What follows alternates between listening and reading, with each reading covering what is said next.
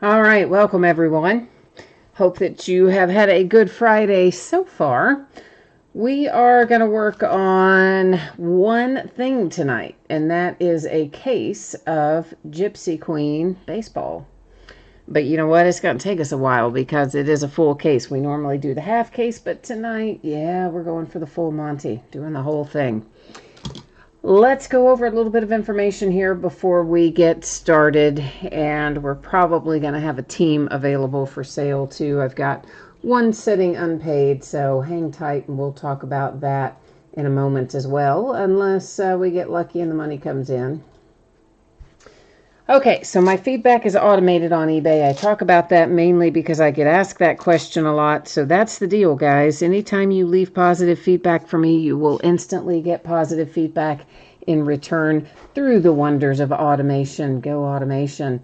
And of course, the other thing there is to say thank you. Always appreciate you being here, bidding, breaking, chatting, and hanging out with me, especially tonight. It's going to be a long one. This is what it looks like in the days ahead. So Saturday and Sunday, both off nights. On Monday night, we're going to come back and do a 3-box break of Leaf Autograph Multi-Sport jerseys. Those spots are sold by the first letter of the name on the jersey, which is mostly first letter of the last name. I guess Ichiro would be an exception to that. He only has Ichiro on there, which is in fact his first name. But anyway. And then listed in the football category. They're all listed there. We will also open a full case of Flawless Football on Monday night. On Tuesday night, we're going to open Heritage Baseball, and it will be the back half of a case that we started a couple of nights ago.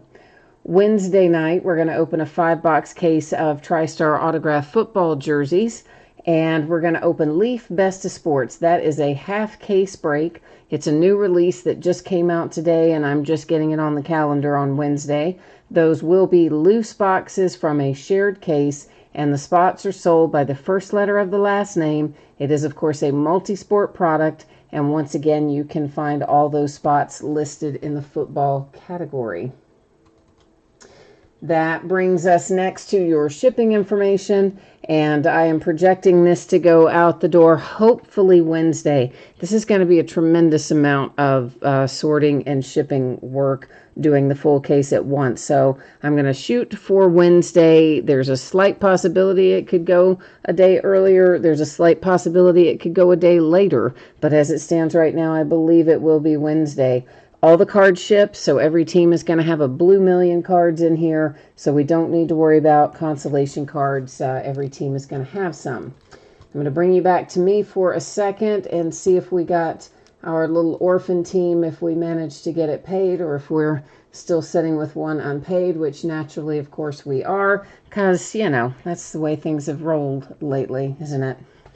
So the Baltimore Orioles are available in here. They are currently sitting unpaid, and it looks like they sold on eBay for $44, but it doesn't do us much good to sell it if they don't bother to pay for it, am I right? So is there anybody who is watching who would like the Baltimore Orioles, or is that going to be just $44 waving goodbye to me tonight? If you want the Orioles, please jump into chat and let me know. Give me an idea of what you're thinking if you're interested in them. So that's the only unpaid team tonight, the Orioles. If anybody at all wants them, if you're interested at all, please jump in there and let me know. You know, I hate when that stuff happens in general, but of course somebody's got to do it on the full case break, right? It's like, why do you bid if you're not going to pay? I don't understand that rationale. Like, is it just fun to cost other people money? Maybe. I don't know. Anyway, let's see here. We are looking at a 10-box case of 2020 Gypsy Queen football. Of course, this is a full case break. This is break number 8. And our eBay end date is the same night we are breaking it, which is Friday night, May the 1st. Team names are there on the left-hand side. Winning bidders are across from each team on the opposite side. And, of course, we do have the one unpaid team in here, the Baltimore Orioles, where somebody bid and then decided, hey, I'm not going to pay you. So there you go. But other than that, everybody else, you're going to see your username across from your team. Oh, yeah, Aaron, I'm sorry, man. $10 versus, it's a full case and it had sold for 40 something on eBay. So, yeah, unfortunately, $10 I mean, it would cost me that to ship it to you practically. So, that unfortunately is not going to work. So, I guess we'll just press onward then, and it will be a $44 lesson learned for me now, won't it? Meanwhile, let's get back to business here. And here's what's going to happen. You're going to see that your background goes out of focus a little bit, and that's intentional. I don't want you to worry about that. We're still going to be able to see everything okay. And Aaron, thank you, by the way, too, for the bid. I mean, I appreciate the offer, man. I just, for $10, honestly, it would, again, it's going to cost me 8 something to mail it. So that would not really probably work out too well on that, but that's just how it goes. I mean, I guess I should be thankful that it wasn't a team that was more than $44 bid, right? And of course, that's one of those things you just wish that there was a way to immediately, if the underbidder were here, which they're probably not, they probably would have been interested. But a lot of people don't watch them live when it's breaks like this, because they take this break's going to take a while. So a lot of people are like me on these really long breaks. They have kind of a tendency just to maybe check in here or there, but mostly wait and watch the recap at the end. So that makes it a little more difficult to move the spot as well when you get into this kind of situation. Hi there. Is it Ord Ranger? Let's go with Ord Ranger. That probably makes more sense, doesn't it? We are talking about, I believe it's the Orioles that is unpaid. Let me double check it. Yeah. Baltimore Orioles are the ones that sold, but the bidder did not pay. Okay, kids, so here's the deal. We are looking for 2 on-card autographs per box. We're going to find some other things in here along the way as well. We'll find various parallels, some numbered things. There are high numbered short prints in here. We may catch some of those as we go through live. Some of them we may not.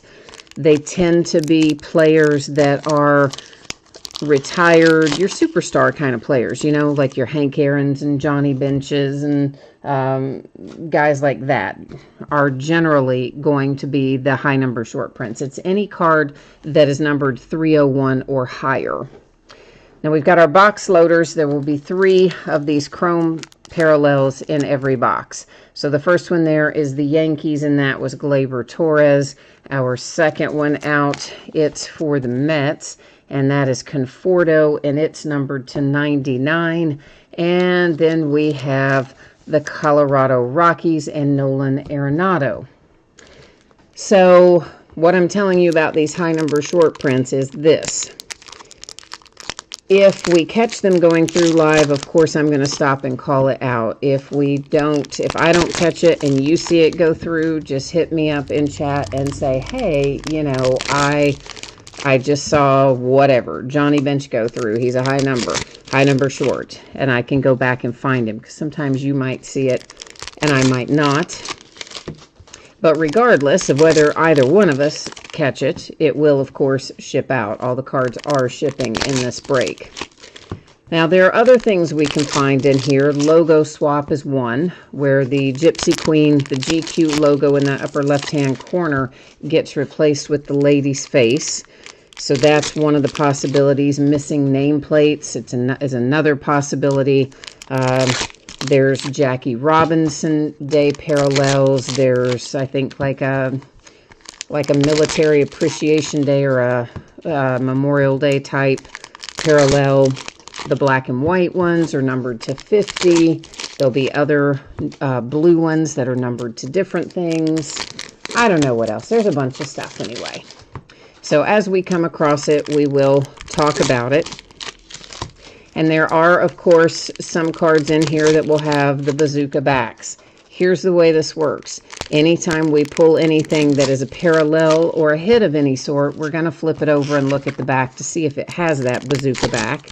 In the absence of it being a hit or a parallel, there's no way to know that that is on the back. And if we literally stopped and flipped over every single card in this case break, it would double the amount of time it takes us to do the break. So we don't go through and do it that way. Generally, I just look for them when I sort and ship them out.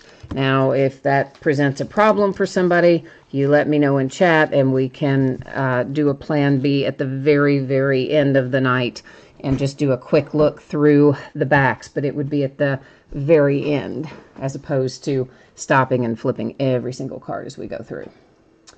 All right, so Jay Allen, you have got the Phillies, the Rockies, the Giants, and the Diamondbacks. All right, we're going to see if we can get that handled. And hi, Dylan is here, and all you need is cards. Says you can't chat because it makes your stream lag. Oh, that's a bummer, man. Ooh, I got to sneeze, I think. Hang on. Sorry, guys. Ooh, hang on. Oh, man, I'm trying not to. Oh, I wish I had, though. I backed it up into my head. That was the worst. Whew. All right, Dylan says the bazooka backs are awesome. Yeah, they're actually a subset. It's an entire subset of cards. When they were, it used to be that those were short prints a couple years ago, I guess. And then they changed them to make them an entire subset of cards. So now there is just, they're still not super, super common, but they're also not super, super rare. If that makes sense. Because it's just a kind of a set within a set, if you will. So generally you're going to have, I don't know, anywhere from 2 to 5 of those per case, generally speaking. So I'm sure that there will be some in here. There are in every case that we have done. There have been some. So I would expect that this will have some as well. It's just that, again, if we stopped and flipped every single card front and back, we would be here about 4 hours to get this done. And I don't think any of you guys want to hang out with me for 4 hours tonight, do you? But as I said, if it presents a problem for someone, we've got another way, a plan B way that we can do it at the very end of the night, which then those who wanted to hang out could, and those who don't want to hang out don't have to, that kind of deal. So this is what our minis look like. We'll find lots and lots of them before we're done. This first one, of course, is the Cardinals and Paul DeYoung. Now, generally speaking, those will not be numbered, but occasionally we may find one that is numbered. And when we do, I will point that out. But that is one, there's a blank nameplate. The minis are ones that we will flip over again, any parallel, any kind of anything. We always check those to make sure if they're bazooka back or not. So the Nationals and Howie Kendrick, missing nameplate. That's the first deviation, if you want to call it that. Variation, I guess, is a better word, that we have seen so far tonight. But they're right on cue. We're going to come up with one of our autographs. It's numbered to 50, so it's probably going to be the black and white parallel when we flip it over. It's headed to the White Sox and Zach Collins. And indeed, it is our black and white parallel. So that's what that looks like. Jay Allen says you're out of here tonight. You're out of here. You're really tired tonight. Yeah, I don't blame you. It has been one of those weeks, you know. I'm kind of worn out myself. You know how sometimes you just have those weeks where just everything seems to be an effort. This has been one of those weeks. To 250 for the Cubbies. That is a Kyle Schwarber blue parallel. Aaron's looking for the Cardinals. All right. And Dylan, you must have the Nationals because you said missing nameplate first. So that was, is that you? Is that your first one we saw tonight headed to you? There's a Tampa Bay Rays there for the minis. I think this is the stack I had in my hand. I don't guess it matters. We're going to look at all of them anyway, eventually. But I like to kind of jump around between the stacks a little bit. I don't really know why. I just do. Something to occupy my mind with, I guess, right? Jay Allen says it's been one of those years so far. Well, you're not wrong about that. It has been, hasn't it? Telling you, my sister lives in Pennsylvania, and so she called me today to tell me that I guess they're doing things there county by county, whereas here it's just as the whole state, right? We're not breaking, at least not at this point in time. We're not breaking anything out into this county does this and that county does that. But in Pennsylvania, that apparently is what they're doing. And my sister's county and both of the neighboring counties did not get included in phase 1. So they are looking at least another 2 weeks before they'll even be considering them for phase 1, I guess. And so she is really bummed about that. So the Brewers and Keston Hira. So, of course, you know, even though we're technically in phase 1 here, I mean, we're, you know, it's like the first 3 phases and hardly anything gets completely, well, hardly anything gets done before the end of the month anyway. So I don't think it's that much different. Her situation and ours, it's just they make it sound different, packaged different, I guess. All right, here is our second autograph out of box number 1. This is Dwight Smith Jr. And there you go, Baltimore Orioles. So I guess that little card is mine, isn't it? Since that's an unpaid team, unless they decide to pay. You know, sometimes people will watch and then they'll say, "Oh, I got a hit, and so now I'll pay." But I don't know if that's the case tonight. I didn't even honestly notice who had the bidding spot. I just saw it was unpaid. Gleyber Torres and a mini for the Yankees.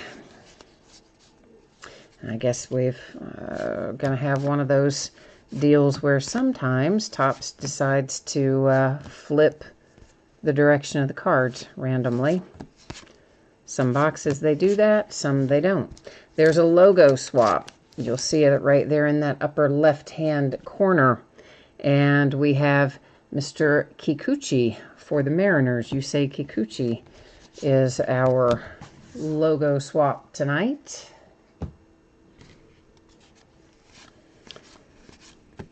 And again, there may be some high number short prints in here that if I didn't catch and you didn't catch, doesn't mean you're not going to get them. Every card ships out of here, so if you see it go through, you're going to get it. That is a tarot card for Trevor Story and the Colorado Rockies. And for those of you who might have missed me saying it earlier, the high number short prints, well, I call them high number short prints because they're always at the top of the checklist. That is a Bo Bichette tarot for the Blue Jays. And in this particular set, it is cards numbered 301 and higher are technically short prints. They're not really all that short, but still, nonetheless, technically that's what they are. The Astros and George Springer. And they are also generally retired players that are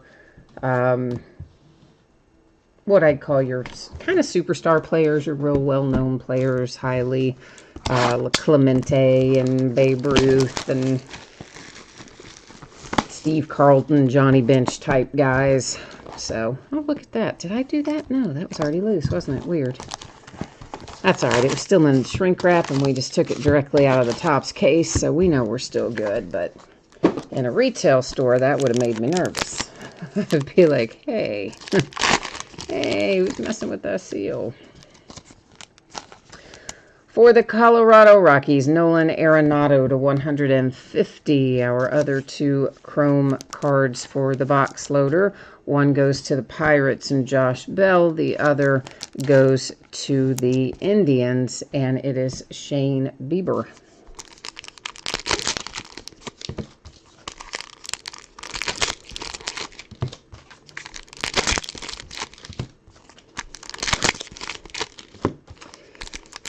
So it's been crazy around here all week. We've had, of course, all kinds of just weird stuff going on in the neighborhood, it seems like. And now we've got some new company called MetroNet coming through to install whatever they install so that you can technically get cable or telephone service through them instead of the regular cable company. And they have been making the biggest mess in the world. They keep digging all of these trenches in front and down the side and out back, and they're all about 6 feet deep, I would say, and probably 2 or 3 feet wide, and there are so many of them. And the ones out front, they're not too bad because they're mostly on the other side of the sidewalk. But the ones out back, I mean, they've got one of them going within like 2 feet of a tree that I planted when it was about 1 inch tall. And I've been growing that tree for 4 years now. And they got within like 2 feet of it. And I said, oh my gosh. Like if you cut through the roots of that tree and kill that tree, I'm going to be so mad. And they're like, oh, no, we will, you know, we're almost done. We won't. But I mean, they went right up next to it. So if they've killed my tree, I'm going to be so mad. But that's the kind of stuff that's been going on around here. Just weird stuff like that. And all of a sudden, everybody who's got a roofing project or any kind of home project, buddy, they're doing it. Road projects, I mean, it has, I swear to you, it has been noisier here in the last month than I think it's been in the last 2 years. So much for everybody staying home. For the Marlins, we've got a logo swap there, and that is Robert Duggar. Dylan says, what team do I follow? I am a Cincinnati Reds fan, but I watch a lot of teams because I enjoy watching, who is that? Oh, that's a high number short print, Sammy Sosa. Like that looks like something, and in fact, it is Sammy Sosa. But I like watching any game that's a good game. I'm also a little bit of a Dodgers fan because I lived out there for a while, but if you put them side by side and said choose one between the Dodgers and the Reds, it's always going to be the Reds. I mean, I grew up a Reds fan. My dad, my parents, Reds fans. We're a whole family Cincinnati Reds fans. So yeah, that's how that rolls. But again, I like watching a lot of different teams, including like the Blue Jays. They've got such a good young core. There's the Brewers and Keston Hiura, and the Yankees and Gleyber Torres. And there's just a lot of teams I like to watch play. We have got a Gypsy Queen that is numbered, and there's another guy who's fun to watch play, and that is Mr. Acuna for the Atlanta Braves. That's numbered to 250. May as well get our little, our little backwards, upside down facing, whatever we're calling them, cards. And there's Cardinals and Paul DeYoung. You said fiber optic. Okay, I should call them a fiber optic company. All right, I couldn't think of the word. So Metronet, the people who have been tearing up everything, yeah. And then they just kind of throw all of the dirt kind of back down and make a huge mess, and there's mud everywhere. And then they throw out a handful of who knows what kind of grass seed and put a little tiny bit of straw on it, like enough straw that the first car that drives by will blow it off. And that's their idea of putting it back the way they found it. Hilarious. And these little trenches are only about, I don't know, maybe 4 or 5 feet apart, and they're all up and down. Ooh, you know I like this. Numbered to 99. Also, the logo swap down there. That is my man, Aristides Aquino. Nice young rookie for the Cincinnati Reds. Speaking of. So, Cincy, I'm officially a little bit jealous because that's a nice hit. So, congrats on that. For the Reds. Dylan says the Reds have a decent prospect pool right now. Well, yes and no. I mean, we've traded off a number of prospects recently. But until they're ready to spend some money to retain people other than Joey Votto, I think we are going to have a hard way to go. They keep, we get these good, talented players, and then as soon as they're eligible for free agency, we don't retain them because we don't want to pay them. So they go elsewhere, and many of them go on to be quite successful, but not for us. And then we go get these guys like Mike Moustakas, who, I mean, I like Moustakas, that's fine. But listen, I don't want to pay him what we're paying him for what will be a couple of years and at his age and where he fits into things. Austin Meadows and the Tampa Bay Rays.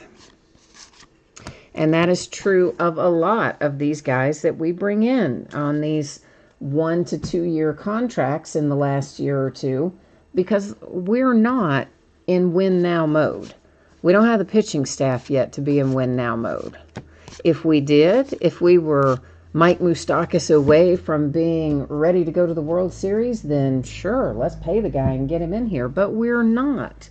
And yet we spend all this money that way, and then we draft and develop decent talent just to let them walk as soon as they're ready to go in free agency. It's very frustrating to me. Number 250, Mitch Haniger for the Mariners. So yeah, we have an okay farm system. Was better before we made some deals, I think, recently. But will we hang on to them? That's the question. Another little tarot insert. As you notice, those tend to come grouped together, so we'll probably see a couple more out of this same stack. I would not be surprised if we did. And the Blue Jays. There's a blue border headed to the Toronto Blue Jays to 250. He's a fun young guy to watch too. Kevin Biggio. Dylan, you said the Blue Jays were so close to getting Votto 2 years ago. That would have freed up some cash flow. Yeah, I know he's Canadian. He would have loved it, I'm sure, but... And I like Joey Votto, I do, and I love what he has done for our team over the years, but the guy just doesn't have the same level of production these days, and he costs us an awful lot of money. Max Muncy and the Dodgers, the next out. And I would... Well, I don't know. I don't know that he needs to be an everyday first baseman for us anymore. Sometimes, yes, but every day, I don't know. He's getting a little long in the tooth, but he's given the Reds a lot of loyalty, so they're going to give him some back, which is, you know, you can't argue with that, really. That's kind of the way it should be, I guess.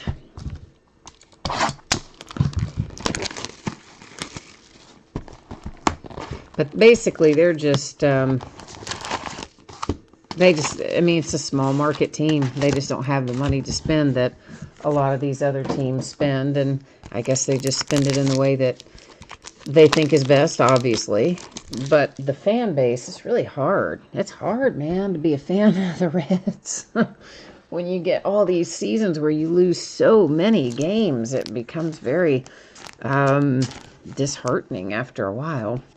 The Phillies and a blue border to 150, Aaron Nola. That, again, we're in our box loaders here. For the White Sox, we have got a little Dylan Cease, and then the Twins come out with Willens. But the one thing I will say, I don't feel like we have a lot of rivalries as a result. And I've talked about that before in breaks. It's like if you just always lose kind of to everybody and you expect to lose, you don't really feel a lot of rivalry towards anybody because, like, well, you're going to lose anyway, no matter who it is. So as a fan, that's how I feel. I feel that's why I'm like, yeah, I can also root for this team and that team and that team and that team and that team as long as they're not playing the Reds, but... I don't have, it's not one of these Yankees, Mets, White Sox, Cubs, Yankees, Red Sox kind of deals where it's like, you can't stand the other team. I don't have any teams like that because, well, like I said, we lose all the time. At least all the time since, roughly the 70s. No, I mean, we have had a couple of other good streaks besides just the big red machine era, but it's been a long time since we've had one anyway. But you never know. One of these days. We finally got our first player signed from Japan. Were we the last team in Major League Baseball to sign one? I think we might. And by one, I mean a player from Japan. I cannot remember if we were or not, but I want to say we might have been. I can't think at the moment who all has come. All the many people who have come before. But anyway, I know we've got. Can't even remember the guy's name. Anyway, we got a guy now. we would have seen him by now, but yet we haven't because, well, there's that. There you go. Now see that one, I could tell that one was something different. I don't know why I could tell that one was something different. Slightly different coloring on the front. I thought looked a little darker on the front. Whether it was or not, I don't know, but I felt like we needed to flip it, and we did, and lo and behold, look who it was. Well, what it was, not who it was. It was a bazooka back, obviously, for the Twins. And here is a bookend Zach Collins. So if you got the White Sox, you've already got a pair of Mr. Collins. One of them was the white parallel. The first one we saw, I think, was the black and white 50, if I remember right. And then you've got that one. Yankees, fortune teller, Aaron Judge.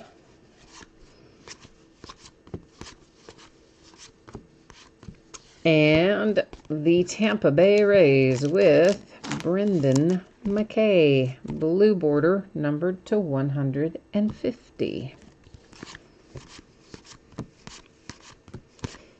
Yeah, this, I'm already dreading sorting this, I tell you.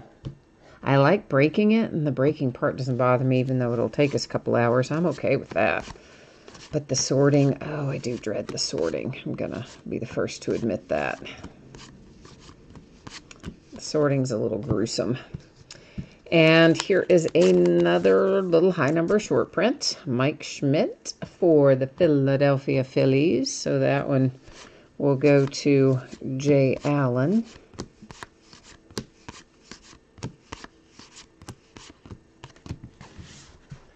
And for those of you who might not have caught it in the listing or heard me talking about it leading up to tonight, everything tonight from this break goes priority mail because the weight would be too high to go first class anyway. For the Cubbies, that's Rizzo and a logo swap. But honestly, that is probably a good thing.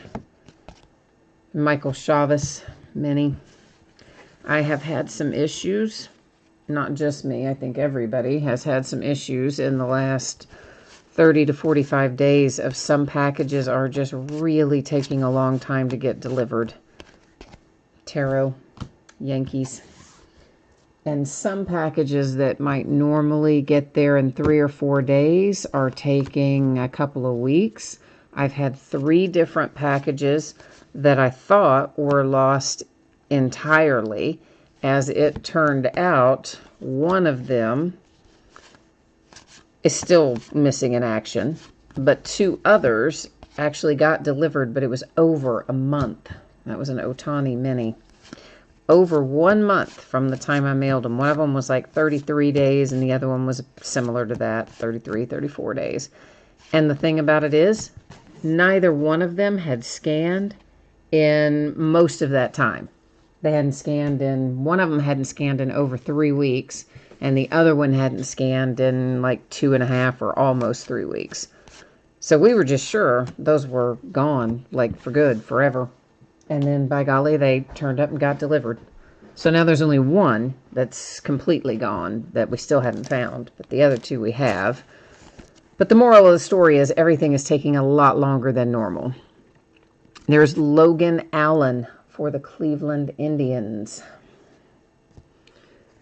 And I've also had, I don't normally have damaged packages at all, but we've had 2 damaged packages in this same time frame where all this stuff keeps getting slow delivery. Ricky Henderson, high number, short print, Oakland A's. And one of them was actually Jay Allen's. And it was completely just destroyed. It was in a box and everything. It just destroyed all of it. I don't know if it had gotten run over. I don't know what happened to it. It was a mess. And then this week, someone told me theirs came damaged. They sent me a picture of it. Vlad Guerrero Jr. Mini. And looking at the outside of the envelope, it had been stuck in a machine, I believe, quite severely stuck in a machine. And it looked probably worse than anything I've seen pictures of damage-wise. So I was just afraid to ask, like, oh, you know, what kind of shape did everything arrive in? The cards, not a one of them was damaged. It was a miracle. That was a Mets Pete Alonso tarot. Yeah, couldn't believe it. I mean, most of you have bid with me before, maybe not all of you, but I bubble wrap most things in addition to putting them in a bubble mailer. I usually also have them bubble wrapped inside the bubble mailer, and or I have them in boxes, or, you know, some extra level of protection besides just the bubble mailer most of the time. That is to 250, and the Diamondbacks with the blue border young. So, I mean, like, the bubble wrap was torn. It was a hot mess. You would have looked at it and thought everything in there was destroyed. But she said every card in there turned out to be perfect. Oh, I was shocked. Bregman and the tarot. I was happy. Very happy. Because that package had been through it. But, yeah, I was surprised. Jason, we have not had any tiger hits yet that I can remember anyway. Now, I wouldn't swear that we haven't had like a tarot or a, you know, box loader or something like that. But we haven't had autograph hits yet for the tigers anyway. And Dylan Will said, that's crazy. That's a long time. Well, it is, especially to have it happen that many times in such a short time frame. 3 times, and only 2 of them have been found, 2 of the 3. It's the Cincinnati Reds, numbered to 99 with Aquino. I mean, I normally have maybe 1 damaged package a year, maybe. Kansas City Royals and Mondesi. And the Cardinals and Goldschmidt. And, you know, you might have maybe 3, 4, 5 times a year a package take longer than it should to get there. But I haven't had any take over a month before. And that's the first package that has been totally lost, the one that's currently still MIA. And probably, well, about 3 years. Because the last one that was totally, oh no, even that one wasn't totally lost. I remember that now. It was lost for like 3 weeks, but then it did show up, and it was damaged when it did show up. But that one was about 3 years ago. Because that one happened when my grandmother died. I remember that. Because I had told the lady, you know, I'd work with her, I'd help her. I was on my way to my grandmother's funeral, which I was. I was texting her on the way, and I said, you know, here's what I know from the post office. Nothing else I can tell you right now, but I'll get back to you. And I want you to know she left me negative feedback and said I wasn't sympathetic to her situation. Right, okay. But anyway, that's why I remember that one. But that's the last one that, can't even remember the last one that was totally lost other than this current one. So, Gina, what is your odd question? Does anyone know what the case hit snakeskin for Prism Draft? What the print run is? It's super short print, but not numbered. Off the top of my head, I do not. But if you look, have you looked at the Panini blog? There, it's called the Knights Lance, and Knights like Knights of the Round Table, not like Dark and Stormy Night. So if you Google Panini Knights Lance and the name and year of the product, it will probably bring up any related postings that they've made about it. And they may say somewhere in that information, a lot of times they will put in their information about short prints or whatever. So I don't know. I don't know myself offhand, but they might tell you in there. Oh, Gina, you got a package too that was all twisted up and gnarly? I didn't even know that. But your cards were okay too. Good. I'm glad. Glad the cards were all right anyway. So there is a blank nameplate, and it is Sheldon Noose for the Oakland A's.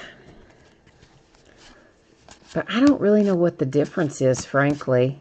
It's not like the post office has rushed out and hired a bunch of new employees. They're going to have the same people that have been working there before all this happened. So I don't understand why everything is suddenly acting the way it is as far as delivery and getting chewed up in machinery. Alzolay for the Cubbies. But that, of course, one of the great mysteries of life. What do they do with those packages? It's a Max Scherzer mini. Of course, truthfully, there's a Willens mini for the Twins. I worked at a distribution center, postal distribution center, over the holidays a couple of years ago. Well, by now maybe like 4 or 5 years ago. To get extra holiday money, I worked there for about a month, maybe a month and a half. And it is crazy. You would not even believe all the stuff that goes on in there and all the stuff that happens. And truthfully, that's how I developed the way that I package my stuff, and the way why I send it the way I send it is because I saw all of the different things that happen inside a sorting center, a distribution center. And it's a miracle any of us get anything ever. There's Trevor Williams, and it is a logo swap for the Pirates. Yeah, I mean, oh, it's one of those things that you can't unsee it, right? It's like, oh, okay, now I understand how that happened the way that it happened, you know, so. Always interesting when you pull back the curtain, isn't it? Sometimes things you don't want to know, sometimes things you do want to know, but educational nonetheless.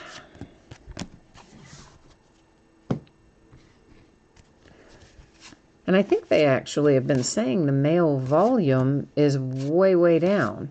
The package volume is up, but of course, mailing in bills, cards, letters, advertising, you know, good grief, advertisements that you get in the mail, a Freddie Freeman tarot. All of that stuff, I guess, is way, way down. So they're talking about how their revenue's so low, but they've gotten this big bump in package volume. That was for the Blue Jays and Bichette.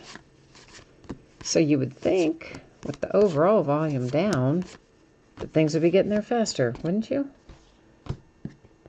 That was a tarot for the Yankees that went by.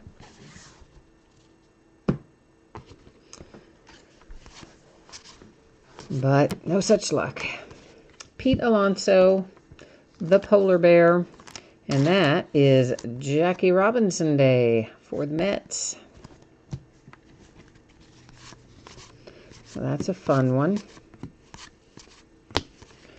Speaking of the Blue Jays, we saw them a second ago with a tarot. Now there is a numbered insert to 150 for Vlad Guerrero Jr.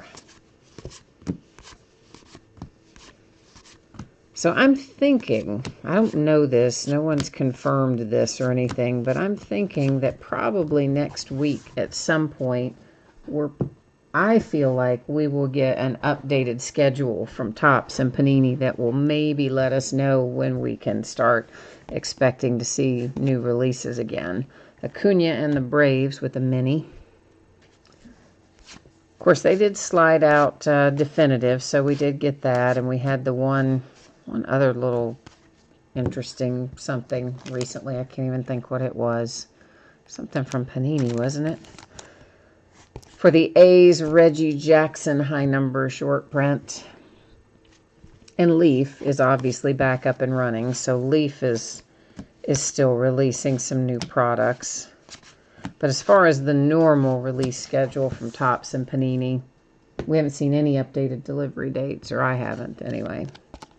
Bichette Mini Blue Jays. But I feel like next week we're probably going to start getting a feel for that. Because most of their stuff is printed in Texas for both companies, and Texas is starting to open the state back up. Corey Dickerson for the Phillies. Oh, that'll make Jay Allen happy. Get one for his Philadelphia Phillies. So I think that we can expect that printing plant will probably be firing up again before too long. But of course, who knows how many printing jobs they have. I'm sure they print for more than just Topps and Panini, or I would imagine they would. Bryce Harper to 250 blue border parallel, also the Phillies. So I don't think we'll immediately, like even when they get fired back up, I don't think we're instantly going to see, oh, here's all of our releases that we've missed. I think it'll still take a couple weeks after they get started to get things ramped back up, if you will. But I'm just guessing that we'll see. Look at that one. That corner of that's all smashed up of several of these packs. I hope it doesn't mean the corners of our cards are going to be smashed up. Looking, doesn't really, I mean, I guess there is a little smushy on that corner on the box, but hopefully the cards inside will be okay. But I'm thinking probably somewhere around the middle of May, they'll start getting stuff back out. That's just my personal guess. Again, nobody's told me that. Walker Buehler to 150 for the Dodgers. And there's a little box loader for the Phillies with Didi Gregorius, ex-Reds player Didi Gregorius. Eddie Rosario for the Minnesota Twins. Let's open the ones with this. Is this the stack that has the wonky corner or not? I wanted to open that stack first, but oh, this is it. Put it right in the middle. That would make sense. So I can kind of get a feel for whether or not these corners are going to be all gnarly.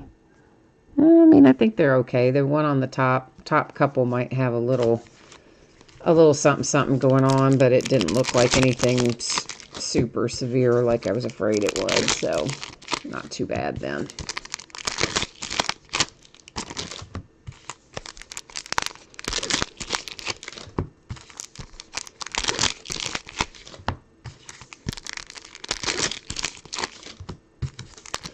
I guess it won't be too long before baseball is going to decide what their new plan is. Every indication is pointing to those new alignments we talked about the other night.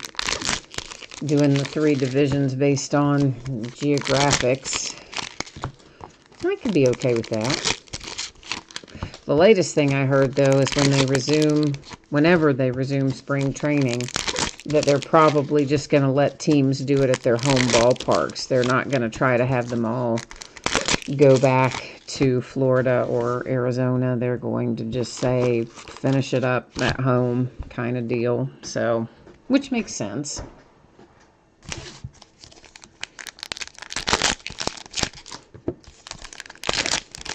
But those guys have been off so long, you know the pitchers are going to be rusty. Really rusty. And even if they do pitchers and catchers reporting first, like you would normally do in spring training, I still think they're going to be rusty by the time they play those first few games, because this is a much longer time frame than any of those guys would normally have off. Well, unless they had some kind of surgery or something, then they would obviously have a different situation. I don't know, just for the sake of argument, I was just flipping those that were facing the other way to see if we were missing anything. We weren't. But, you know, I don't know why some are randomly upside down. Max Scherzer for the Nationals.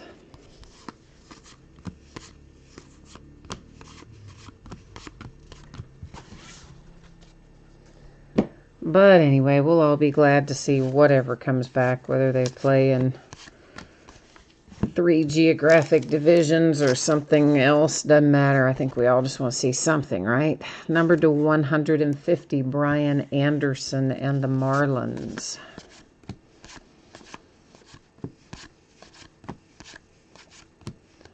I'm thinking that I think we'd all watch T-ball at this point, wouldn't we? Gavin Lux. There's another one for the Dodgers. That's a nice one, too.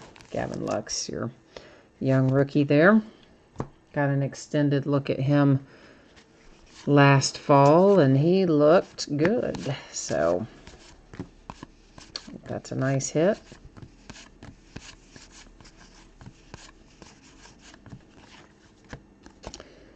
Fortune Teller Mini for the Braves.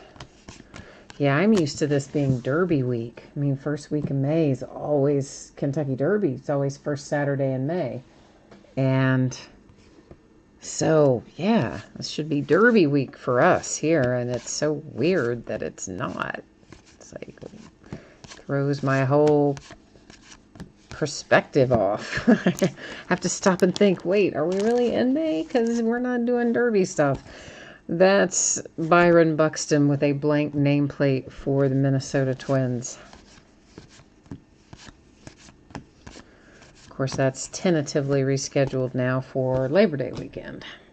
That was the Cubbies with the tarot.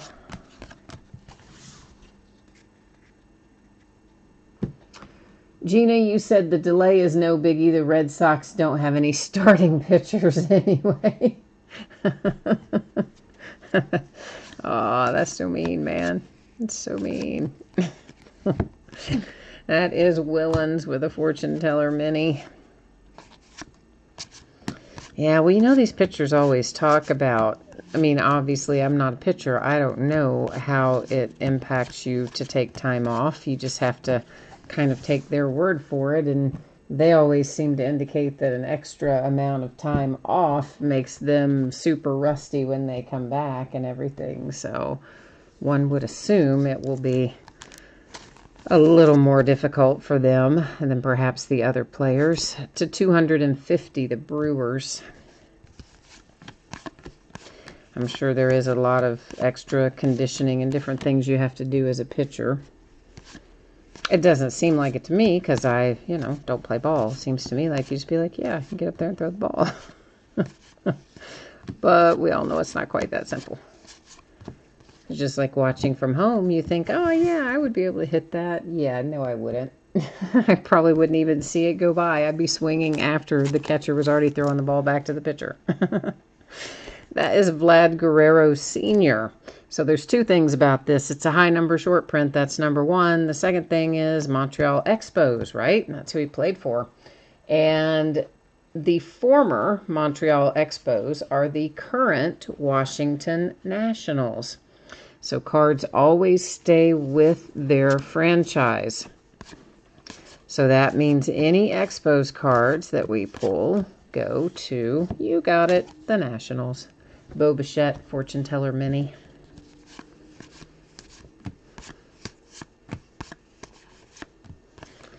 And there's an Acuna. Secretly, I would like to stand in a batter's box and let a professional baseball pitcher throw a pitch to me. Now, I know for a fact I would not be able to hit it. I'm certain of that. But I think it would kind of be fun just to even try it and just see. I don't know why. I'm sure it would be super embarrassing, and because I would probably swing, like I said, 30 seconds after the pitch went by me. But for whatever reason, I just have always thought that would be fun. I'm like, yeah, I want to do that. Yeah, right up until the time when I did do it, and then I probably wouldn't want to do it. But it sounds like it'd be fun in theory, doesn't it? Dylan Will says Vladdy's daddy is always great. Yeah, Vlad Guerrero Sr., man, I like him. Well, the Nationals are on a bit of a roll, aren't they? Here's Carter Kieboom. How about that? Nice little Kieboom out there for the Nats. Nationals are living right tonight, aren't they? All right, we are at our official halfway point. We have opened 5 boxes, and we have 5 boxes left to go. See, I told you it'd take about 2 hours. I wasn't kidding. 2 hours to break it probably means about, I don't know, I'm going to say probably close to 8 hours. Oh, look at that. Same thing on this one. All those corners, packs are messed up. Probably somewhere close to 8 hours by the time it gets sorted and somewhat ready to ship. And then another probably hour and a half to actually get it in envelopes and shipped. So that's why it's going to be more like Wednesday before it gets out the door. It's going to take a long time. And there's breaks in front of it I got to do too. Another one for the Nationals. To 150, a chrome box loader key boom. And then there's Acuna for the Braves. And last one that we see heads to the New York Yankees. Gary Sanchez. Those are our box loaders.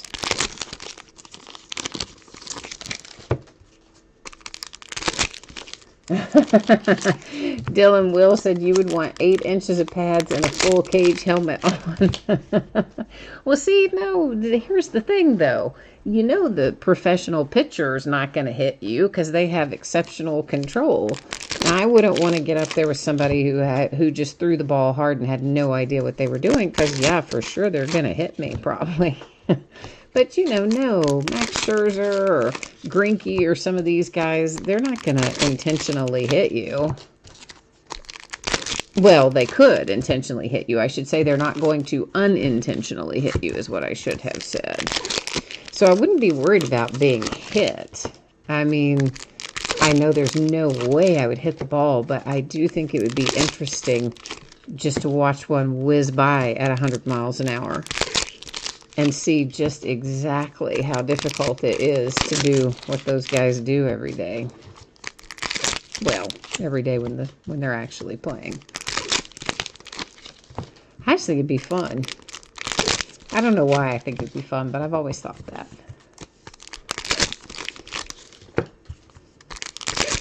Of course, I guess you could go technically to I don't think we have any batting cages around here, but I'm sure there are batting cages where you can get an automated, whatever those things, I don't even know what you call those machines, but a machine that would throw it to you automatically. You could probably set it to throw it at 100 miles an hour and be the same thing, I guess. But that you might get hit. Doesn't it seem like you'd be more likely to get hit by one of those machines? It does to me. And the Astros, Yordan Alvarez with a fortune teller mini.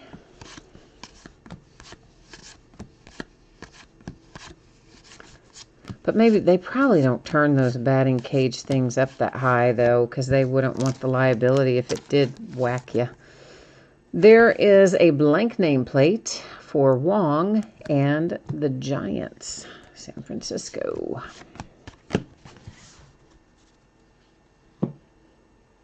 Gina, you said you'd be okay unless it was Rob Dibble or the old closer for the Phillies. His nickname was Wild Thing. Yeah, well. There's a logo swap for Matt Chapman and the Oakland A's. Yeah, well, I mean, I definitely wouldn't want to go up there if I made a pitcher mad or something, because yeah, no, I wouldn't want to be beamed by one going 100 miles an hour. That would be exceedingly painful, I'm sure. But as long as you're not ticking off the pitcher, it's probably all right. Bobby Bradley, Cleveland Indians autograph, first autograph out of this box, which is what, box 6 are we in? Yeah, I think it's the 6 that we're opening right now. Seems like that anyway. A Vlad Guerrero Jr. Players Weekend. First one of those we've seen. And it's also logo swap. So double the pleasure, double the fun. And yeah, of course, I don't like those Players Weekend uniforms. That's well established. So, but a variation nonetheless, whether we like it or whether we don't. Yelich with a fortune teller mini. You said you hit the batting cages all the time. You'd still be scared to face a pro pitching bone-shattering speeds. Yeah, I guess that's true too. The fastest you've seen in a cage is 85. Can you hit one going 85 miles an hour? Oh, that's impressive, Dylan Will. If you hit it going 85 miles an hour, then you don't have to be worried about hitting a pro pitcher because he doesn't throw that much faster, does he? I mean, not many of those guys are touching 100, at least not on any kind of regular basis. They're up in the 90s maybe, but that's not that much higher than what you're talking about there. Robert and the White Sox with a fortune teller mini. Oh, no way, man. If you can hit it at 85 miles an hour, oh, no, you shouldn't be afraid. You should just be up there going, bring it on. Bring it on. Yeah, that's good, man. I don't think I could probably even hit one going 50 miles an hour. I kind of doubt that I could. I don't know. Maybe. I used to have decent hand-eye coordination. I don't know if I still do or not. My poor old bones are awfully creaky these days, unfortunately. For the Mets, it is J.D. Davis, the black and white parallel, numbered 250.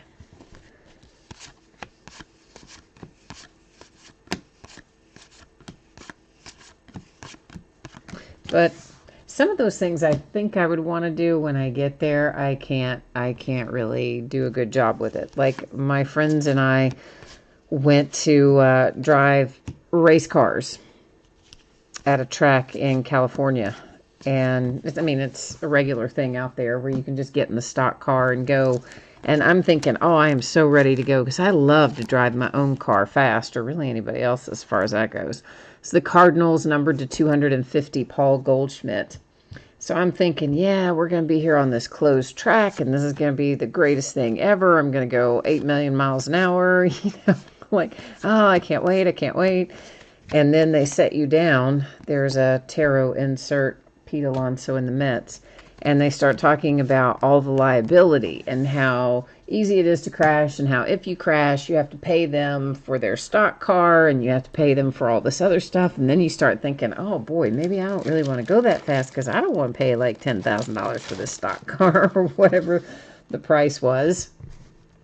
And then we kind of hyped ourselves back up, and we're like, no, we're going to do it. We're going to do it. We're going to get out there and just fly.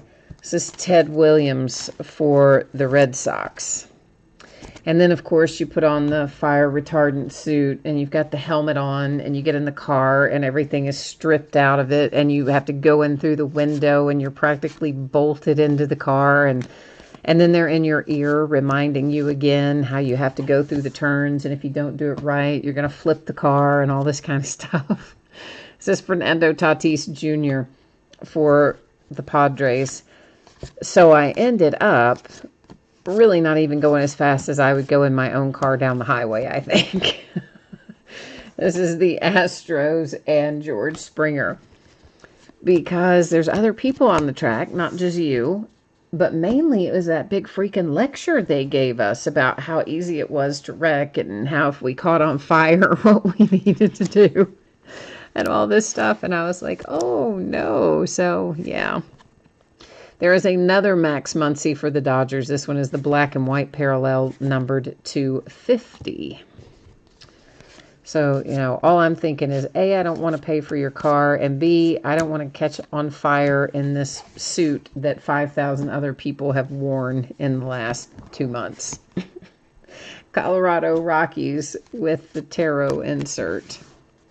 So that's probably how it would be about the pitching, too. I'd probably stand up there, and then about the time he let go of the ball, I'd just drop the bat and run away. Probably.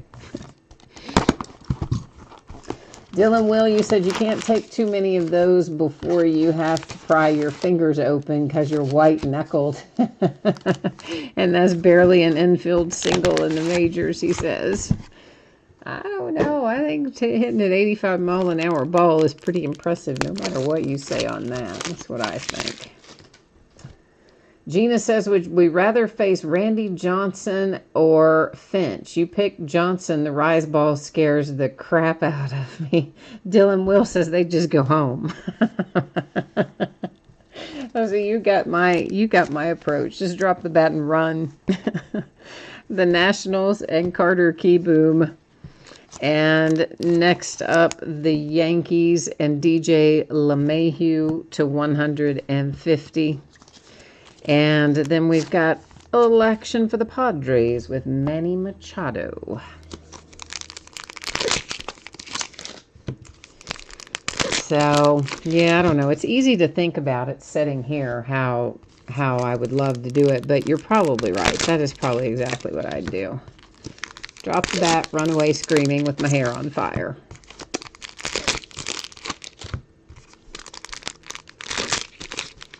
But hey, it all sounds good in theory, so we have to actually do it. That's the way I look at it anyway.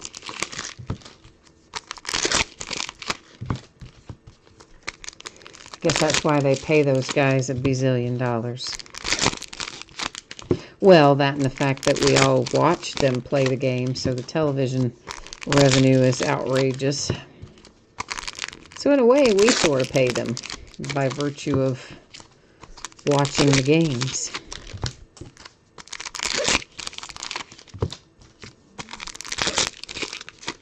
I guess will they have an all-star game this year? Do you think? I mean, assuming, of course, that the season is started back prior to that. I can't imagine that they would stop that soon to have an all-star break if they're even started again by then. You would think they would be, but you never know. I hadn't even thought about that. I did see where the NBA is going to push back the draft, though, which I kind of think we all knew that was coming. But I think they first had said back into like August or something, and then I thought I saw a headline, and I didn't have time to click into it and see any details, but I thought I saw a headline go by earlier this evening or late this afternoon that said that it's now that they've pushed it back indefinitely, not really even given a time frame yet for that for the NBA draft, I mean. Jack Flaherty to 250 for the Cardinals. I mean, we all obviously already know Major League Baseball is making changes to their draft. It's going to be, I think, still limited to 5 rounds is the last that I heard. And it's the Rays, Brendan McKay.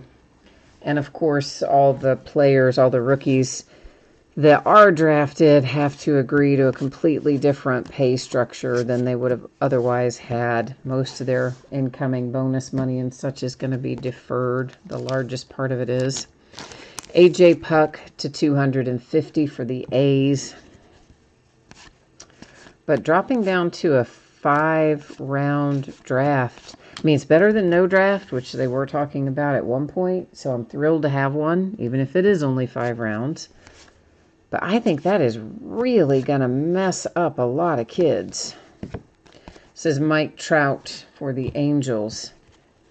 And, I mean, what's it going to do to the collegiate teams, too? So you might suddenly have guys staying that had planned on going, and then you've already got other guys coming in to take their spots, and then you run into all kinds of issues. Not to mention any kid that's graduated and doesn't have any more eligibility. And I mean, of course, there's nothing to stop a team from signing them outside of the draft, I guess, in theory. But yeah, I think it's just going to be a mess. It's going to be a hot mess. Taylor Ward for the Angels comes out next. And then here's the other thing. Think about some of the draft products that come out. Like Bowman Draft, for instance. Dylan Cease and the White Sox. How are you going to put out... I mean, yeah, you can put out Bowman Draft when there's only 5 rounds, but then you're talking about 150 players. That's it. And that is a huge print run of that product. I mean, you would be getting the same players' autographs over and over and over and over. And I would think it would somewhat devalue them if that were the case. So I don't think they can do it quite like that. Ramirez in a Players Weekend uniform for the Marlins. So I'm wondering if they are either going to severely limit the print run or if they're going to... I don't think they can just not do the product, because I think that would violate their contract with Major League Baseball. So I don't know how they're going to do stuff like that. Blank nameplate, Cardinals, Tommy Edman. I mean, they have already stated, or at least with, I shouldn't say they stated, I can tell you my distributor stated that for Bowman, regular Bowman, which would have already been out last month, Alex Young for the Diamondbacks with an autograph. I think that's Jay Allen's too, isn't it? I think he's got the D-backs too. That they told them their Bowman numbers are cut in half from what they were last year. And that's regular Bowman, where they can choose from players from any year, obviously. Anybody that's in the minor league system could, and this year's rookies, any of those could be in Bowman. A logo swap, also the Diamondbacks, David Peralta. So then that really makes me wonder what might happen with Bowman draft. Assuming that cut hits all the distributors and it wasn't just for some reason the one getting cut. I don't know why it would be just one and not the others, but you never know, I guess. That was a Tarot Aaron Judge for the Yankees.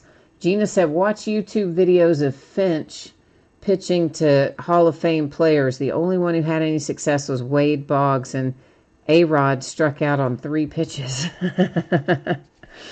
Yeah.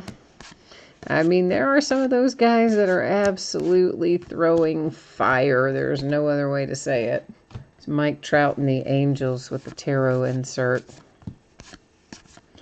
I mean, some of those definitely should have had a little trail of flames behind them. Freddie Freeman and the Atlanta Braves.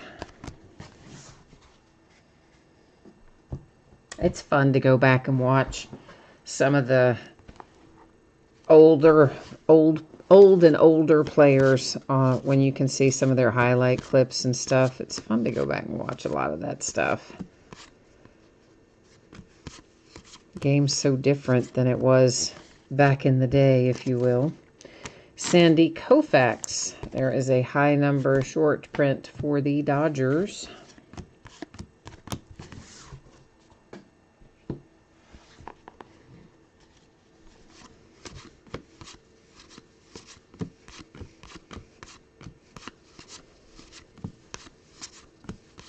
But YouTube, can you even imagine?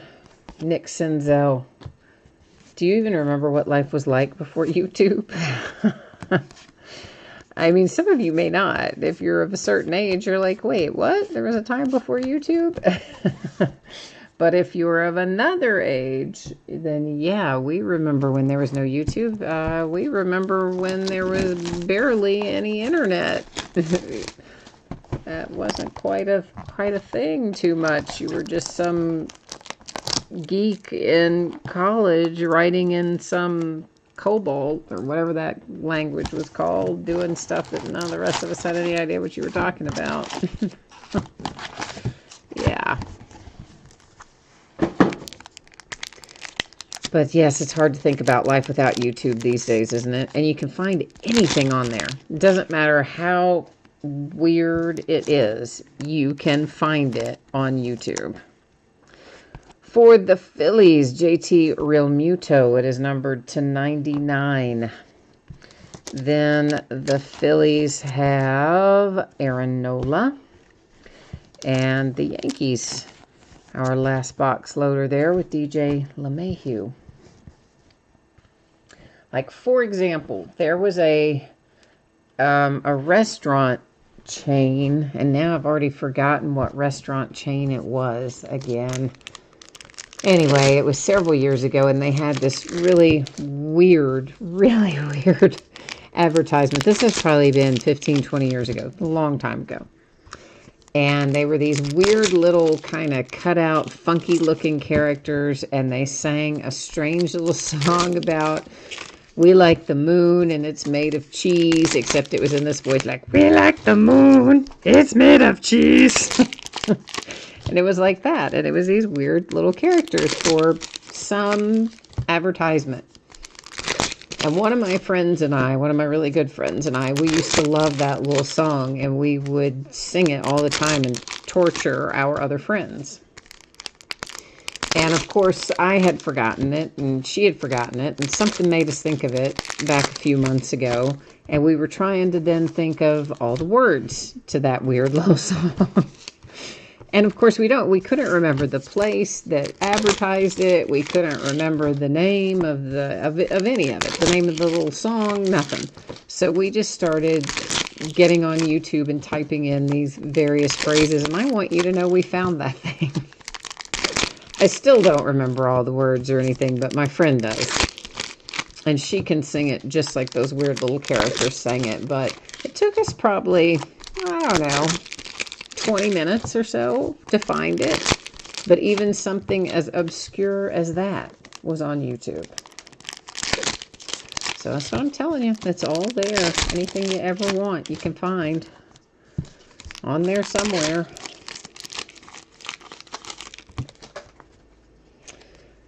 Okay, we are in, what box are we in? There's a box 8 that we're in right now. For the Padres, it is Morahoon to 150 San Diego.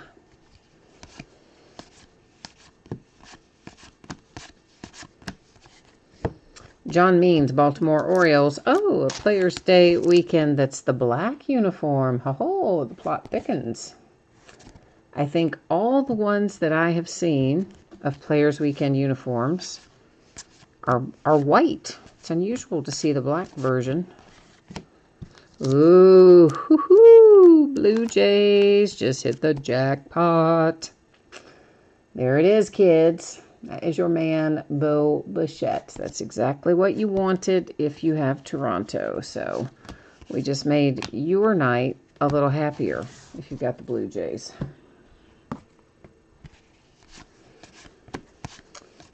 So nice hit for Toronto. Who is that? Oh, that's Bryce Harper. I don't know who I thought that was, but I didn't. Looking at it upside down, I'm like, wait a minute, who is that? Should have recognized him even upside down, right? But I didn't. A mini, because I felt it on the back, Shohei Ohtani, and while we're at it, a mini Aaron Judge.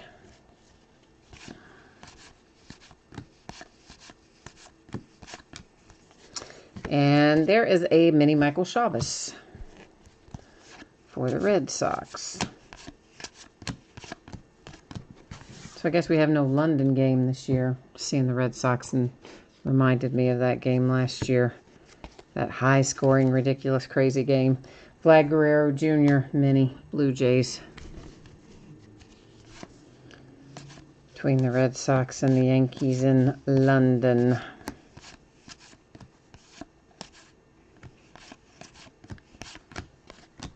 I'm kind of okay with playing the London games. It doesn't really make a difference to me one way or the other.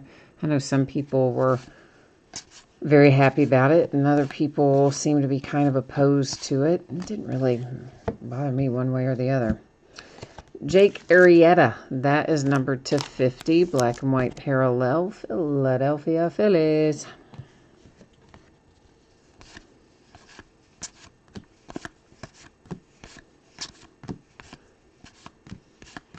Of course, they're trying to take all of these sports a little more internationally. You know, the NFL playing the games in Mexico and played some games, I think, or have some schedule to be playing in Europe as well, here and there. And there's our first numbered mini. It's to 250 Willens for the Twins. So they're trying to grow their international audiences. Max Scherzer with the logo swap for the Nationals, which I think is okay. The only thing that's kind of a bummer is if you expect these teams, I'm not talking about in today's environment, I'm just saying in general, expecting them to travel overseas and play and then not have a little bit of a break and come back and then stay on their regular schedule. I think that can be a little hard on them by the time you factor in the travel and all the other stuff. I do think they should get a little extended break if they are going to have to do that. Extra week off or do it before a bye week or whatever. The Dodgers and Jackie Robinson. High number short print. I didn't say that, but you probably figured that out, didn't you? I'm going to go with yes. Yes, you did. I already know that. Here comes Mr. Aaron Savali. The Indians doing all right tonight. Second or third hit for the Indians. Second for sure. Maybe the third. I don't know. Maybe the third.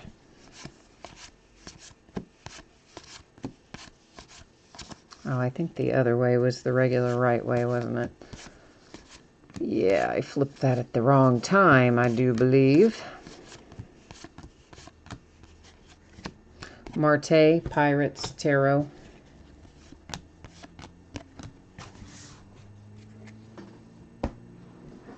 So we will have Leaf Best of Sports to open next week. That is a new product. It actually came out today, but because I didn't have a lot of confidence as to whether or not it would arrive on release date, because sometimes it does, and there's a blank nameplate, Zach Gallen for the Diamondbacks.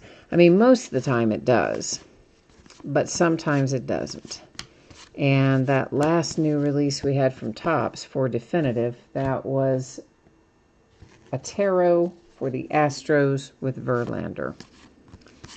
It didn't actually even get to the distributor on time, and then I had to foot the bill for overnight shipping to get it here on time for the breaks. Devers and the Red Sox. And I got lucky that that was a small case, you know, not large in dimension and not heavy in weight. So it didn't cost me an arm and a leg, but if it had been a bigger, heavier case, I mean, that might have been $75, $80 just to overnight it. So, for that reason, because things, as they are starting to trickle back out, are kind of coming in funky, I decided not to list it until next week. But play it on the safe side. And then, of course, naturally, you know what happened? Oh, yeah, of course, it showed up. It showed up here on time today, so. But I had already scheduled the break for next week, so you know how that goes. This one should be numbered to 50 because it is our gold parallel. And it is Mr. Jose Altuve. We got the Cincinnati Reds, my little Reds, Nick Senzel. And Thor for the Mets.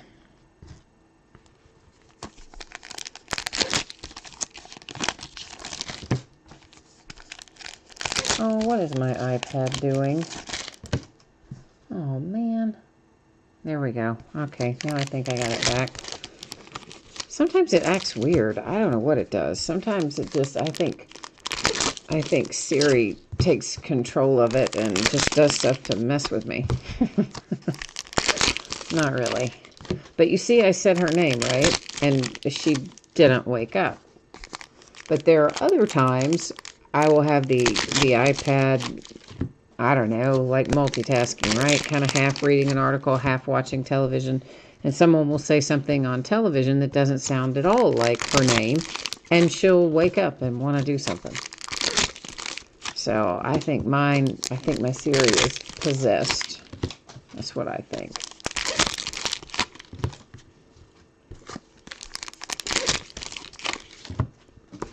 Well, we are making a dent in it. I mean, this is box number 9 of 10 that's coming out of the wrappers. So we are making some progress.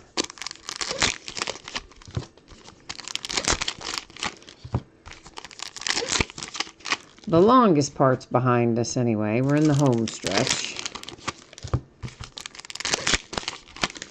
I'll have to decide after I sort it if I want the next one to be another whole case or if we're going to go back to half case. Yeah, I don't know. I'll decide that after I sort, I think.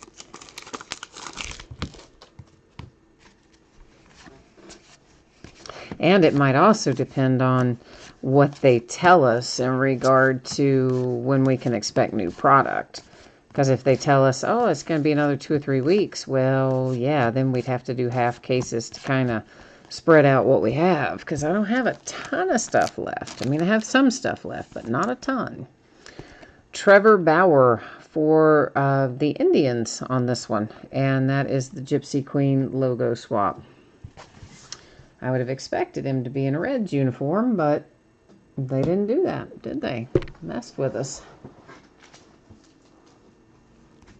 Dylan Will said, you think it's gone by pretty fast? Well, that's good then. It means we've been keeping a decent pace. Yordan Alvarez Mini.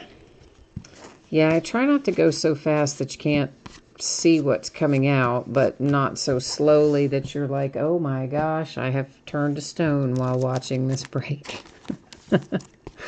For the Orioles, Tom Eshelman, numbered to 250 for the unpaid Baltimore Orioles.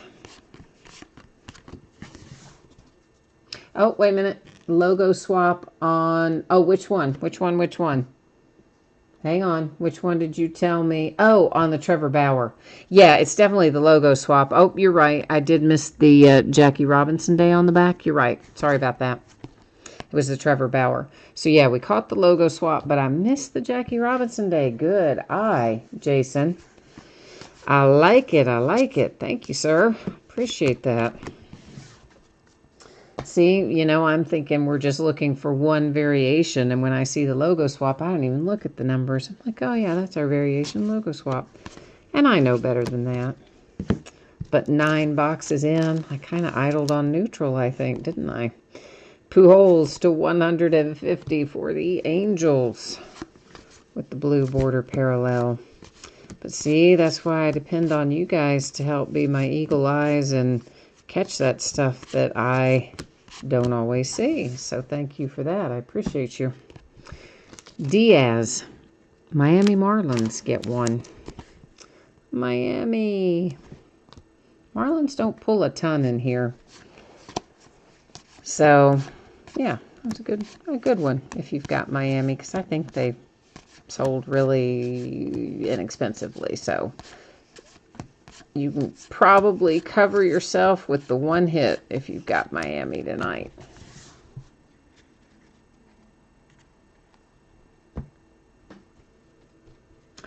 Queen of Diamond cards. Hey yourself. What's going on, Queen of Diamond cards?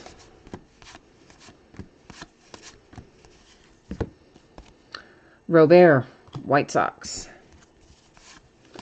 Still hanging with us anyway. I know you said chatting makes your feed lag. Tatis, Fortune Teller Mini. But I'm glad to know you're still here. We haven't lulled you off to sleep yet anyway, hopefully. Mookie Betts, that is a logo swap for the Red Sox. This case has been, about like all the others. I mean, other than there's a nice Bo Bichette in there. There is a nice Bo Bichette. And Queen of Diamond cards, that is not you that told me earlier that your feed was lagging. That's all you need is cards. I know that.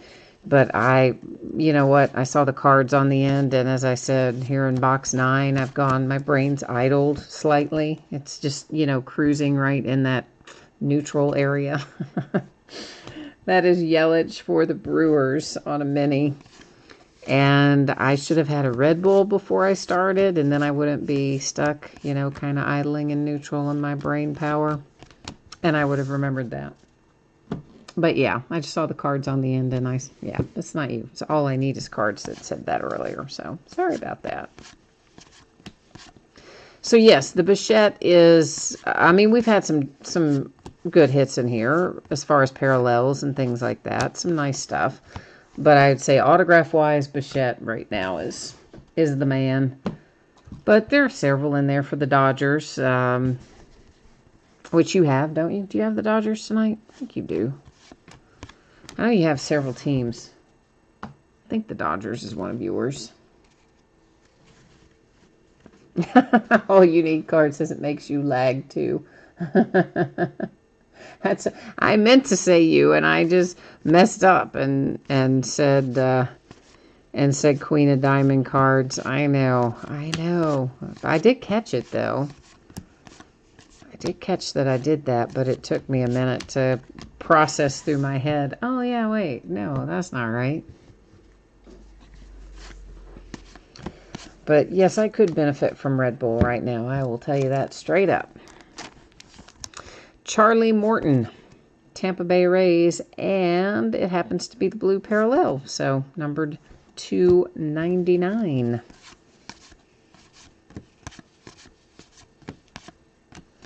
A Bryce Harper Tarot.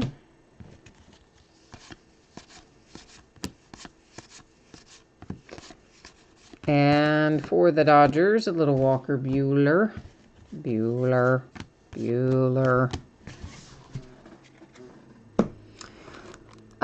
Queen of Diamond cards, you said, how is the other half of case? Oh, this is a full case. Yeah, no, so there is no other half of this one. We're doing the full Monty 10 box tonight. So it's all one big happy case.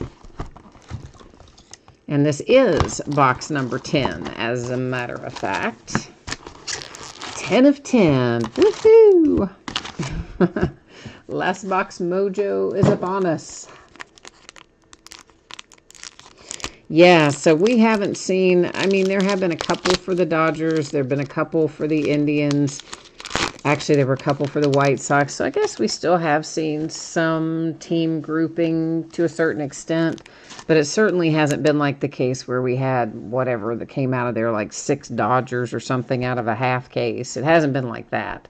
Jose Barrios for the Minnesota Twins. We've got another one numbered to 50. This one goes to the White Sox. Jose Abreu. And Matt Chapman is our last that is box loader tonight. Speaking of, let me real quickly sort out the numbered ones of those because we're going to need that for a minute. Or in a minute when we recap. So I just want to do it real quickly since we pulled that one to 50. It was easier to do it right then. So I didn't forget, in other words.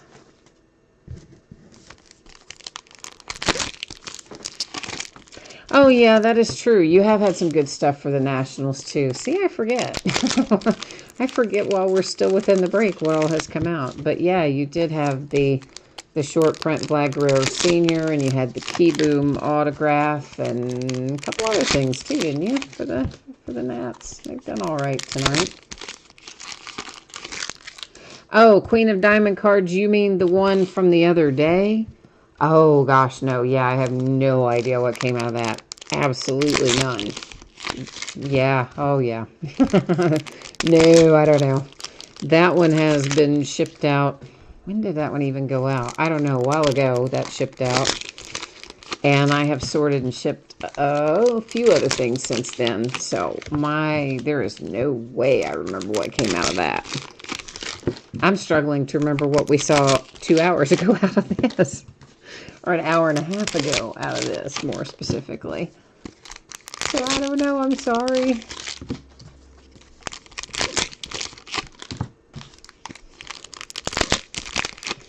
Yeah, for whatever reason, I never retain much specific to a certain break unless it's a really big hit. Otherwise, I just kind of generically remember like, oh yeah, we recently hit a Ken Griffey Jr., but I wouldn't be able to tell you from when, where, or what most of the time.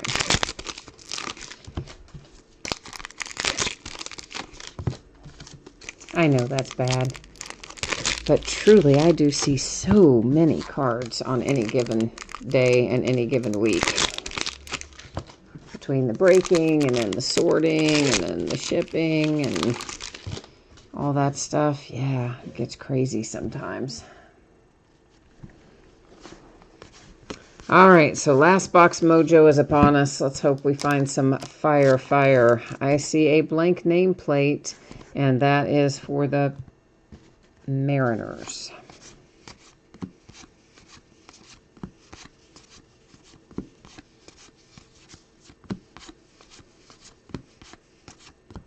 I wonder if they're still going to do the chrome edition of this.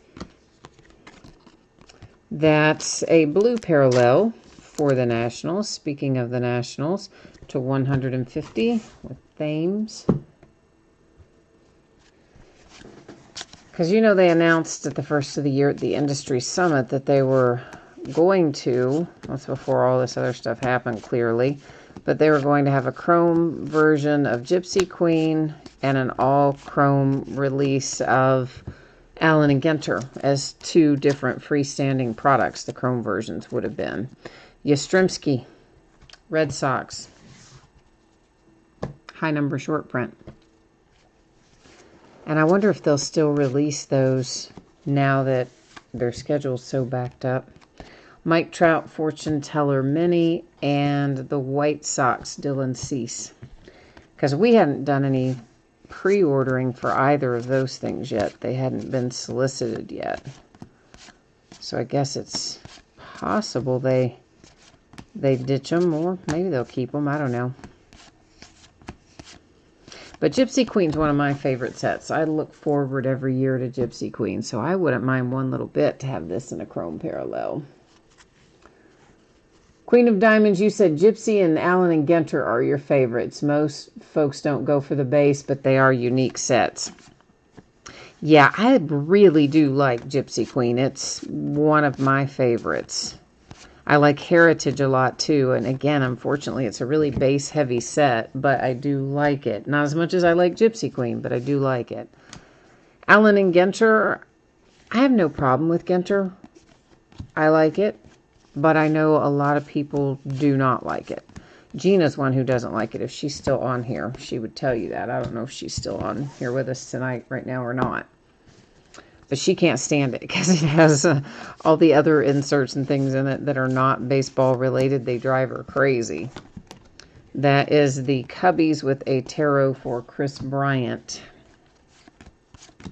And of course, there are people who collect just those subsets from Allen and Ginter that don't even collect the baseball cards, period. But they collect those various non-baseball related inserts that are in Allen and Ginter. So it's a very polarizing set, I think. Mazzara to 150. That's for the White Sox.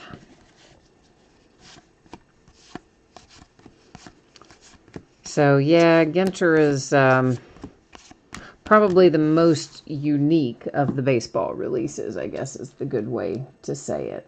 Something like that. You said either you love it or you hate it with Allen and Ginter. Yeah, for sure. For sure. There's plenty of people that, the ones that don't like it, that's exactly why they don't like it. I can't stand there's, whatever. There's so many weird subsets in there every single year. Ooh, that's a nice little Yordan Alvarez rookie. Just because we stopped on it, I thought I'd look and see if it was the bazooka back, just because we happened to kind of cut the deck there. Would have been nice if it was, but it wasn't. Kevin Newman for the Pittsburgh Pirates. And we are closing in on the end of it tonight. Of course, we are going to do some recapping after we look through the rest of these cards. And then after we do the recapping, I will one more time put up spreadsheet information that will give you the 411 on your potential shipping dates. And then we will also take a little peek at what we're going to be breaking in the days ahead. So all that stuff coming up shortly. Michael Baez is our last autograph hit of the night, headed to the Padres with Michael Baez. And there's another mini. That's for my little Cincinnati Reds with Nick Senzel. And there's another one, the Tampa Bay Rays and Brendan McKay. And there you go. We made it. We made it through all 10 boxes. Woohoo! I know. You're happy, right? I'm happy. We're all happy. Yay. Well, unless you didn't pull the cards you want, and then you're like, no, I'm not happy. But hopefully everybody at least got something of some sort. Well, everybody definitely got something of some sort, but you know what I mean, of a parallel or a numbered card or whatever. So here's what we're going to recap. Our numbered cards, our parallels, our autographs, and our box loaders. Now, let me please remind you that there may be other short print, high number short prints that we did not catch going through live, or there could even be logo swap or missing nameplate that I didn't catch, or you guys didn't see, that none of us saw when they went through, that are in there. Now, of course, if it's in there, you're going to get it. All the cards ship out of here. And no doubt there are some in there that have a bazooka back as well. We found one live. There's generally no way to tell from the front what they are. So generally speaking, we're not going to find those until we sort. But if you have one that belongs to you, obviously I'm going to send it to you. All the cards ship. To 99, that one's for the Mets. These are our box loader chrome parallels. To 150 for the Rockies. The Phillies to 150. The Cincinnati Reds to 99. The Nationals 150. The Phillies to 99. The Yankees to 150. The Astros to 50.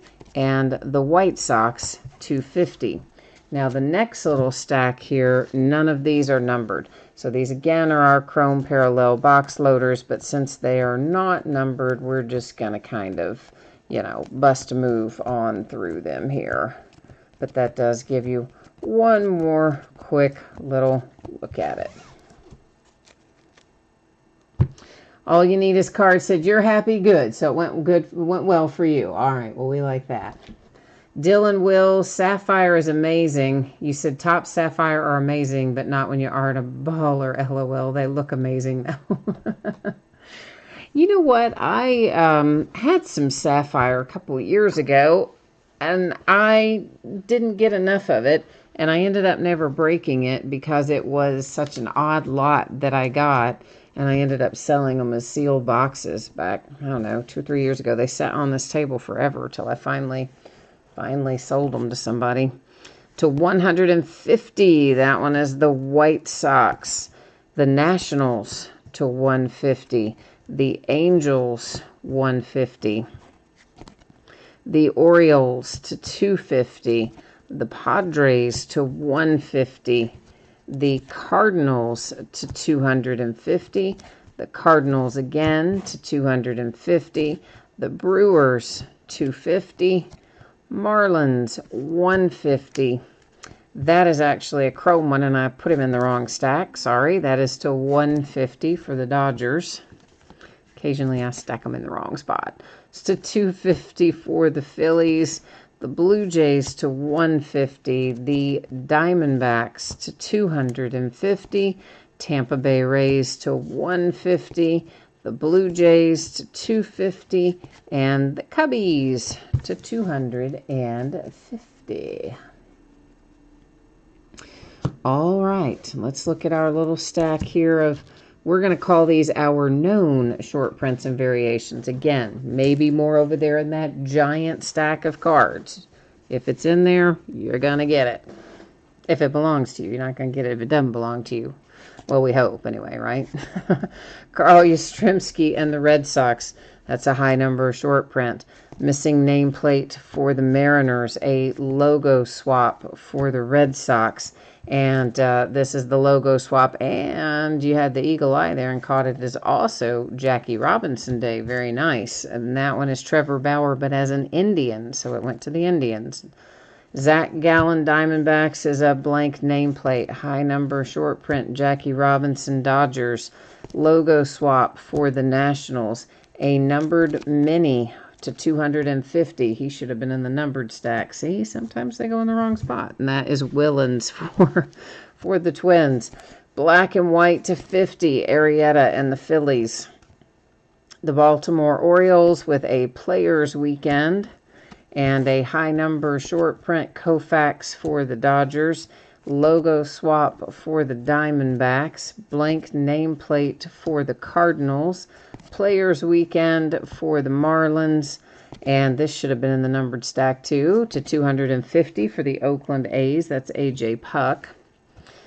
And a high number short print Ted Williams, Red Sox, numbered 250, the black and white parallel J.D. Davis. That is a Players Weekend and a logo swap, Vlad Guerrero Jr. for the Blue Jays. Logo swap for the A's and Matt Chapman. Blank nameplate, San Francisco Giants, high number short print Expos. The Expos of old are the Washington Nationals of today, so that goes to the Nats. A blank nameplate for the Twins, high number short for the A's. And this little Pete Alonso there for the Mets also happens to be a Jackie Robinson day. The Pirates with the logo swap. A blank nameplate for the A's. And there is a high number short print for the A's. Logo swap Cubbies. And logo swap for the Phillies. The Twins have, what's going on with this with the Twins? Oh, that's the bazooka back one that we found. See, right? You look at them from the front and you're like, wait, what? Yeah, that's what. The Mariners, numbered 250, the black and white parallel. We had a numbered tarot card. It is to 250, Acuna and the Braves. High number short, Sammy Sosa for the Cubbies. Logo swap, the Marlins. Logo swap, the Mariners, and a blank nameplate, Howie Kendrick, for the Nationals. Which brings us to our little stack of autographs. It's not so little, though. It's a decent amount out of a full case. San Diego Padres and Baez. Newman for the Pirates. This one is numbered. It is Charlie Morton to 99 for the Tampa Bay Rays. Diaz, the Marlins. And there's Savali for the Indians. There's that sweet little Bo Bichette hit. Nice, right? For the Blue Jays. I like it. The Diamondbacks and Young. Ward for the Angels. Muncy, black and white, numbered to 50, the Dodgers. Followed by Bobby Bradley. That's the second hit for the Indians. Carter Kieboom and the Nationals.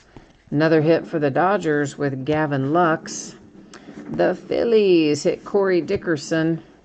The Cubbies with Alzolay. And then Logan Allen. That's the third hit for the Indians, right? I think it was. Zach Collins for the White Sox. There's another Max Muncy for the Dodgers. That one not numbered, of course. My man Aristides Aquino for the Cincinnati Reds, and he's also got the logo swap down there at the bottom and numbered to 99. Then our unpaid Baltimore Orioles have a Dwight Smith Jr., and there's another Zach Collins. This is the black and white parallel, though, numbered 250. Okay, there's the break. There's the recap. As promised, I'm going to shoot a little spreadsheet information your way right now, and it's going to have some shipping dates and other stuff. So here's the deal, kids. I am expecting this to get out the door and on the way approximately Wednesday. As I mentioned, this is going to be a very long process to get this sorted and ready to ship. So if it went a day later, well, that could happen. If it went a day earlier, I'd be shocked, but that could happen too. So that is why it says plus or minus a day. But as it stands right now, thinking Wednesday is probably when I manage to get this out the door. We do not worry about consolation cards in here because, well, we just opened about 8 bazillion cards. So every team is definitely going to have cards coming their way. So this is what it looks like in the days ahead. This is how it is gonna this stuff is already listed on eBay, and this is how we will be breaking it over the next few days. So both Saturday and Sunday are off nights. On Monday night, it is a 3-box break of Leaf autographed multi-sport jerseys. Thought I was out of those, found a few more. So we have been doing 2-box breaks of it. This will be a 3-box break. It is sold as first letter of the name on the jersey. They are all listed in the football category. So, for instance, Kobe Bryant would be a B, a Hank Aaron would be A, etc. Flawless Football by the full case will round out Monday night. On Tuesday night, we're going to break Heritage Baseball. That is the back half of a case that we started a couple of nights ago. On Wednesday night, it will be a 5-box full case break of TriStar autographed football jerseys, the Game Day Greats football jerseys. And then we're going to do a 5-box half case break of Leaf Vesta Sports, new product that just came out today. Those are loose boxes from a shared case. Spots are sold by the first letter of the last name. It is a multi-sport product. And finally, there is a separate bidding category for any redemptions. Because if we did find a redemption in there, it would most likely be for some kind of signed memorabilia. Could also be, sometimes they'll do them for a box of cards or a pack of cards that are rare, but usually it's, if you pull a redemption, it's signed memorabilia because that's a buyback product. So that's how that works. And of course, we've already looked at that. So yeah, I think we're actually done for tonight. Can you believe? Well, we clocked in slightly under 2 hours. Not too shabby. So, hey, thank you everyone for hanging out with me tonight during this break. I always appreciate you being here, bidding, breaking, and chatting with me. And of course, I am off for the next couple of nights, but I will be back at it on Monday night. And I hope that I will see you again then. But if not then, do come back and see me sometime soon. I always like having the company. So in the meantime, enjoy your weekend. Stay safe, stay healthy, stay home, wear your mask, etc. And we'll see you on Monday. Thanks again. Bye now.